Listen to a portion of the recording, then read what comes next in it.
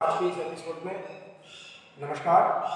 आज का हमारा ये जो एपिसोड है, आज का हमारा ये जो उद्बोधन है, बीए भाग द्वितीय महर्षि दयानंद सरस्वती विश्वविद्यालय का जो प्रथम प्रश्न पत्र है उससे संबंधित है। और उसका जो पाठ्यक्रम है उसमें देखिए आप एक जो बिंदु है हमारा वो है काव्य गुण से संबंधित। आप जानते हैं कि रीतिकार जो है वो काव्य शास्त्र से संबंधित विषयों पर आधारित है और काव्य शास्त्र से संबंधित विषयों में विशेष रूप से रस संप्रदाय, अलंकार संप्रदाय, रीति संप्रदाय आदि भी माने गए हैं। रीतिकार के इस पाठ्यक्रम में इसी से संबंधित रीति और उनका परिचय और रीति और उनका परिचय होने के साथ साथ काव्य के जो गुण हैं वो भी आपके पाठ्यक्रम में समाहित किए गए हैं। तो आज के इस उद्बोधन में, इस एपिसोड में मैं आपको काव्य के गुणों के बारे में बताने का प्रयास करूंगा। देखिए आप, सबसे महत्वपूर्ण चीज होती है काव्य के गुणों के बारे में विचार करने के पहले हमें यह करना चाहिए कि गुण शब्द क्या होता है। देखिए कोई भी जो वस्तु होती है, प्रक्रिया होती है, उसमें एक शब्द हमारे लिए काम में आता है जिसको हम मानते हैं प्रवृत्ति। अब देखिए प्रवृत्ति यानी कि प्रवृत्ति जो होती है वो किसी की विशेषता को सूचित करती है, किसी के और भावनाओं को सूचित करती है। तो प्रवृत्ति का जो रूप होता है उसको अपन प्राय गुणों के रूप में मान लेते हैं। लेकिन प्रवृत्ति देखिए क्या होती है, अच्छी भी हो सकती है और बुरी भी हो सकती है। अब कौन सी प्रवृत्ति अच्छी है और कौन सी प्रवृत्ति बुरी है, यानी कि सत और असत, इस प्रकार का जो वर्गीकरण है वो हम करते हैं। लेकिन सवाल ये कि सत और असत करने का आधार हमारा क्या है। देखिए आप, कोई भी मनुष्य होता है उसको हम सामान्य जीवन से जोड़ करके देखते हैं। हम देखते हैं कि वो आदमी अच्छा है, वो आदमी बुरा है, उसकी ये प्रवृत्ति है, उसके ये गुण है, उसके ये दोष है। तो यानी हम क्या करते हैं, गुण और दोष के बारे में चर्चा करते हैं। तो सवाल ये है कि किस चीज को तो हम क्या करते हैं, गुण के रूप में मानते हैं और किस चीज को हम दोष के रूप में मानते हैं। ये जो वर्गीकरण है, इसका जो आधार है वो हमारे लिए बहुत कठिन, बहुत मुश्किल होता है। इसका सबसे अच्छा रूप ये देखिए आप, हमारा जो मानव जीवन होता है उस मानव जीवन के दो सबसे महत्वपूर्ण पक्ष है मनुष्य के जीवन में। एक तो उसका शरीर और एक उसकी आत्मा। हम जानते हैं कि अगर मनुष्य का शरीर अगर सब है लेकिन अगर उसमें आत्मा नहीं है तो इसका मतलब क्या हुआ कि उस शरीर का कोई महत्व नहीं। यानी कि हमारे जीवन के दो भाग हो गए, आध्यात्मिक आंतरिक आत्मा और बाह्य भौतिक यानी कि शरीर। अब देखिए मनुष्य की प्रवृत्तियों का जो वर्गीकरण है वो भी हम क्या करते हैं, इसी आधार पर कर सकते हैं। सबसे पहले हम शारीरिक दृष्टि से देखें। शारीरिक दृष्टि से मनुष्य की कई प्रकार की प्रवृत्तियां हमारे को देखने को मिल सकती है, कई प्रकार की विशेषताएं हमारे को देखने को मिल सकती है। वो कदकाठी से लंबा भी हो सकता है, कदकाठी से छोटा भी हो सकता है, मोटा भी हो सकता है, पतला भी हो सकता है। उसके शरीर का जो रंग है वो काला भी हो सकता है, गोरा भी हो सकता है। तो ये जो सारी चीजें हैं वो सारी चीजें हमारे को उसका भौतिक परिचय प्रदान करती है।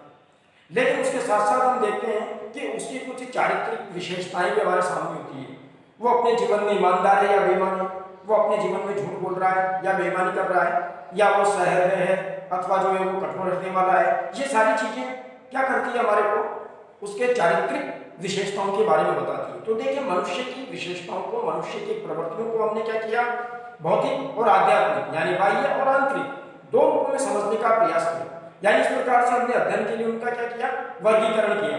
तो किसी के व्यक्तित्व की जो स्थितियां हैं उनको समझने में हमारे को आसानी हुई।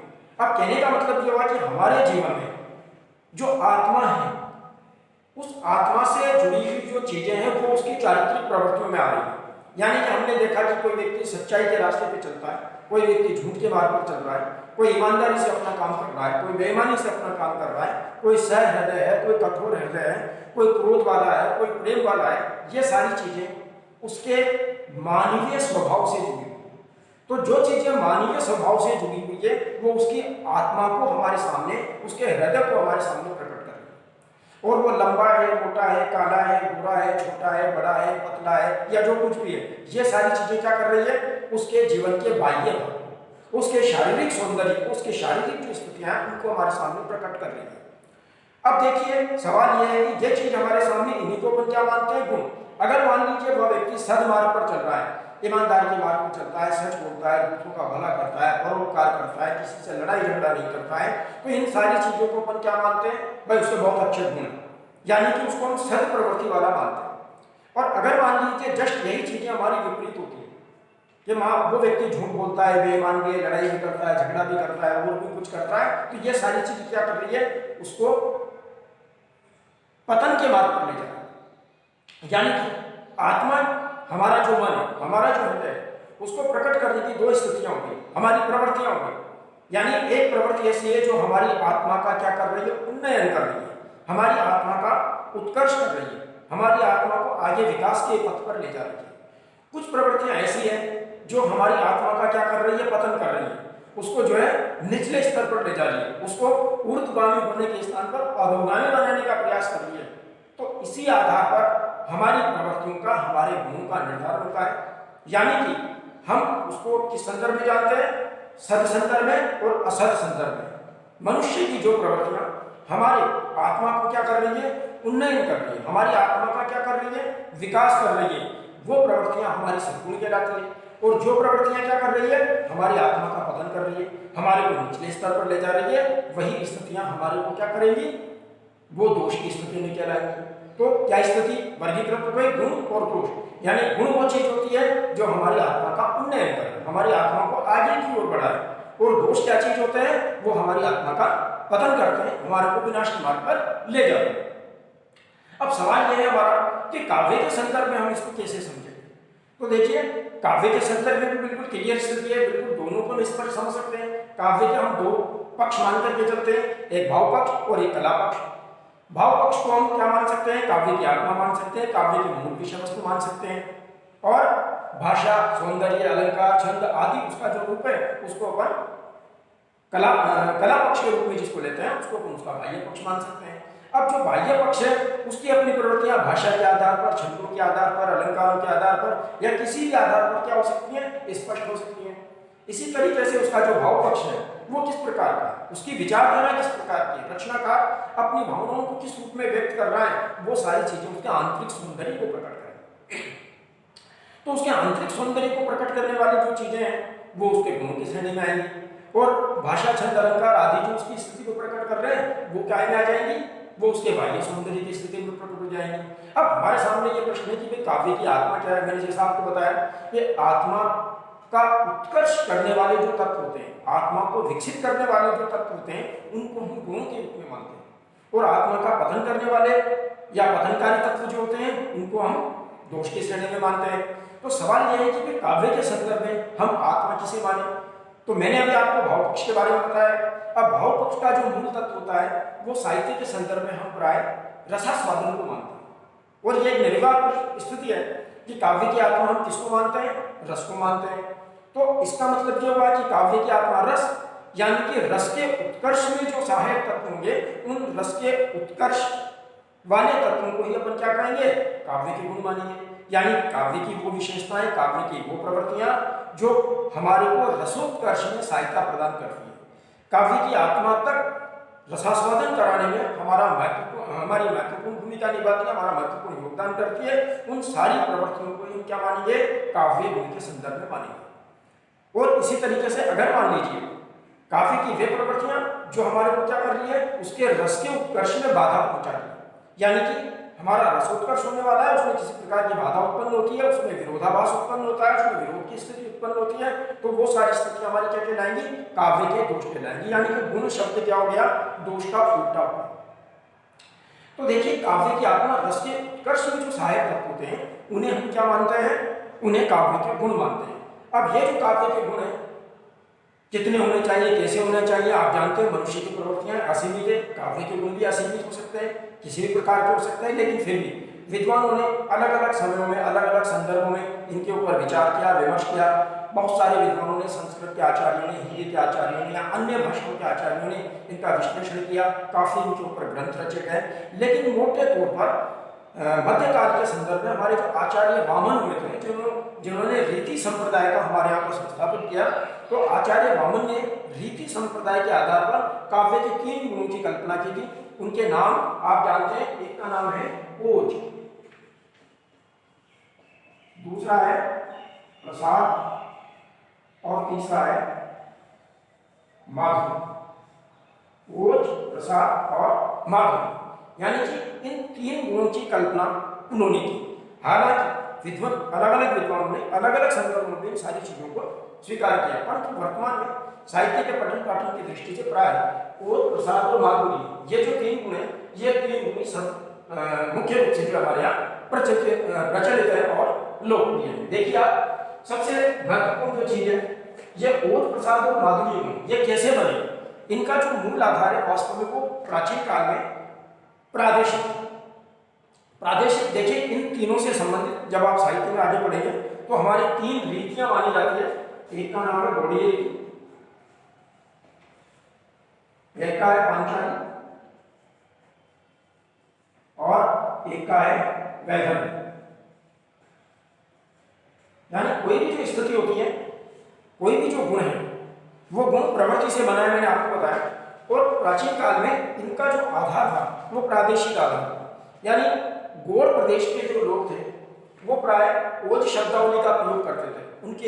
उनका जो साहित्य रचा जाता था वो किस तरीके से प्रभावी होता था, शब्दों का आडंबर उसमें होता था, उसमें विभिन्न प्रकार के कर्ण कटु यानी कानों को सुनने वाले जो वर्ण और अक्षर हुआ करते थे, सामासिक पदावलियां हुआ करती थी, उनका प्रयोग उस प्रदेश के रचनाकार ज्यादा किया करते थे। नतीजा यह हुआ कि गौड़ प्रदेश के जो रचनाकार जिस प्रकार की रचना करते थे तो उसमें जोश, उत्साह, इस प्रकार की भावना ज्यादा हुआ करती थी, तो वो उसी के आधार पर हमारे ओज गुण का निर्धारण हो गया। उसके बाद हम देखते हैं कि यह यानी कि जो विदर्भ प्रदेश से संबंधित था, यहाँ के जो रचनाकार थे वो रचनाकार प्राय माधुर्य भाव से परिपूर्ण रचनाएं किया करते थे। उनकी रचनाओं में कोमलता होती थी, शांति होती थी, प्रेम होता था, मधुरता होती थी, श्रृंगार हुआ करता था। तो एक माधुर्य भाव की स्थिति थी, उसी के आधार पर उनकी ये स्थिति कौन सी बन गई, हमारी माधुर्य गुण की बन गई। उसी प्रकार से तीसरी जो प्रक्रिया थी हमारी, वो ये जो पांचाल प्रदेश था, ये पांचाल प्रदेश इन दोनों के मध्यस्थ था। तो नतीजा क्या होता है कि ये जो पांचाल प्रदेश था, इसमें वैधर्य यानी थोड़ी सी मधुरता भी देखने को मिलती है और गौड़ी यानी कि इसमें ओज भी देखने को मिलता है। तो दोनों का ये एक प्रकार से मिला जुला रूप हो गया। तो इन दोनों का जो मिला जुला रूप था वो हमारा प्रसाद के रूप में चर्चित हो गया। तो देखिए, प्राचीन काल में हमारी 3 रीतियां थी, कौन सी, गौड़ी, पांचाली और वैधर्य। तो उन्हीं के आधार पर प्रादेशिक सहारा लेते हुए गौड़ी के आधार पर ओज गुण, पांचाली के आधार पर प्रसाद गुण और वैधर्य के आधार पर माधुर्य गुण की स्थापना जो हो गई।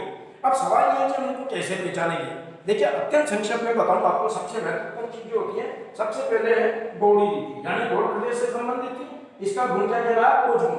ओज, जैसा कि आप जानते हो, ओज का मतलब है जोश, उत्साह। हम देखते हैं कि जब कभी किसी भी प्रकार की कोई रचना हम पढ़ते हैं तो पढ़ने के बाद हमारे में भी क्या होता है, वीरता का भाव, उत्साह का भाव, स्फूर्ति का भाव आ जाता है। तो ऐसी जो रचना होती है जिसको पढ़ने के बाद हमारे मन में वीरता का भाव जागे, उत्साह का भाव जागे, स्फूर्ति का भाव जागे, जोश का भाव जागे, उस रचना को अपन क्या मानते हैं, ओज गुण से संबंधित मानते हैं।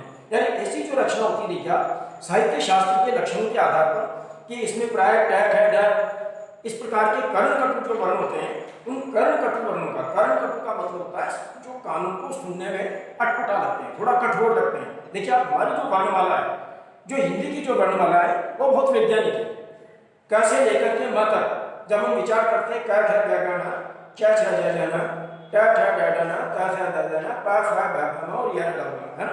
तो यहाँ तक इन वर्णों का जब हम वर्गीकरण करते हैं, कुछ वर्ण ऐसे हैं जो बहुत कठोर है बोलने में, यानी कि ट वर्ण, ट ठ ड ढ न, बोलने में ताकत लगानी पड़ती है, बोलने में थोड़ा उच्चारण हमारे को कठोरता से करना पड़ता है। तो ऐसे जो वर्ण होते हैं इनको हम कर्ण कटु वर्ण कहते हैं। तो ओज गुण की जो रचनाएं होती है, उन ओज गुण की रचनाओं के अंदर प्राय इसी प्रकार के जो कर्ण कटु वर्ण होते हैं उनका जो प्रयोग किया जाता है। ज्यादातर इनमें सामासिक पदावली यानी कि संयुक्त अक्षर, अक्षरों को मिलाना, शब्दों को मिलाना, बड़े बड़े पदों का प्रयोग करना, तो इससे संबंधित जो रचना बनती है वो हमारी प्राय ओज गुण में आती है। देखिए, इसके लिए मैंने एक उदाहरण लिखा हुआ है यहाँ पे, जैसे ऊपर लिखा हुआ है, प्रतिपद परिवर्तित व्यू भेद पोषक समूह राक्षस विरुद्ध प्रत्युत्पन्न कपि विषम हुआ।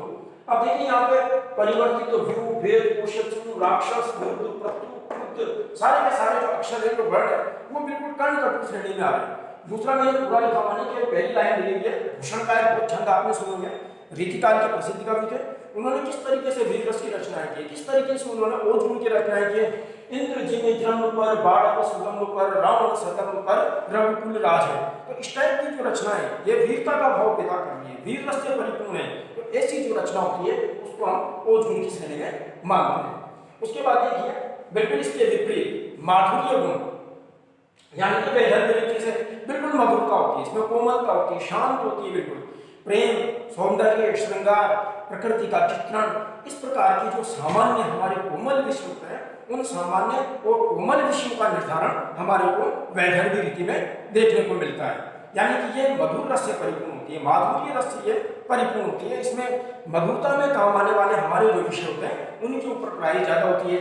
यानी कि इसमें ओज के बिल्कुल विपरीत कोमल कांत पदावलियों का उपयोग होता है। देखिए मैंने आपको बताया कि वर्ण कुछ तो क्या होता है, कर्णकटु कहलाता है। कर्णकटु का मतलब है कानों को सुनने में जो कठोर लग रहे हैं, बड़े कड़वे लग रहे हैं, बड़े अटपटे लग रहे हैं। और कुछ अक्षर ऐसे होते हैं जो सुनने में हमारे बड़े मधुर लगते हैं। इस टाइप के जो अक्षर है, अनुस्वार है हमारा, तो ये क्या है कि सुनने में मधुर होते हैं, इसीलिए इनको क्या मानते हैं, श्रुति मधुर के रूप में भी मानते हैं। तो प्राय जो माधुर्य गुण से परिपूर्ण रीति होती है, जो माधुर्य गुण होता है उसमें श्रुति मधुर वर्णों का प्रयोग होता है, यानी सुनने में मधुर लगता है और सहज रूप में ये आसानी से पाठक इनको ग्रहण कर लेता है। देखिए जैसे उदाहरण के लिए मैंने यहाँ लिख रखा है, आंसू से भीगे अंचल पर मन का सब कुछ रखना होगा, तुमको अपनी स्मृत रेखा से यह संधि पत्र लिखना होगा। कामायनी की पंक्तियां है, कामायनी का प्रसाद का जो महाकाव्य है वो पूरा का पूरा माधुरी गुण से एक प्रकार से रचा हुआ है, और बीच बीच में कहीं उसमें थोड़ा बहुत प्रसाद गुण भी देखने को मिल जाता है। अब यहाँ देखिए आप अनुस्वार आ रहे हैं, और सारे के सारे हमारे जो अक्षर है, जो वर्ण है, वो कोमल वर्ण आ रहे हैं। तो जहाँ कोमल कांत पदावली से परिपूर्ण जो रचना होती है, उस कोमल कांत पदावली से परिपूर्ण माधुर्य गुण, मधुरता से परिपूर्ण जो अक्षर होते हैं, श्रुति मधुर वर्ण जो होते हैं, उनको हम प्राय माधुर्य गुण की श्रेणी में मानते हैं। उसके बाद देखिए प्रसाद यानी कि पांचाली, अर्थात दोनों का मिला जुला। इसमें क्या होता है, थोड़ा सा जोशी होता है, किंतु इसकी भाषा जो होती है वो बहुत सहज और सरल होती है, आसानी से समझ में आ जाती है। प्रसाद का मतलब सरलता, यानी जो आसानी से समझ में आ जाए। इसमें उत्साह भी होगा, वीरता भी होगी, स्फूर्ति भी होगी, किंतु वर्णों का प्रयोग, अक्षरों का प्रयोग इस प्रकार से कर्णकट रूप में नहीं होगा, बल्कि सहज रूप में होगा।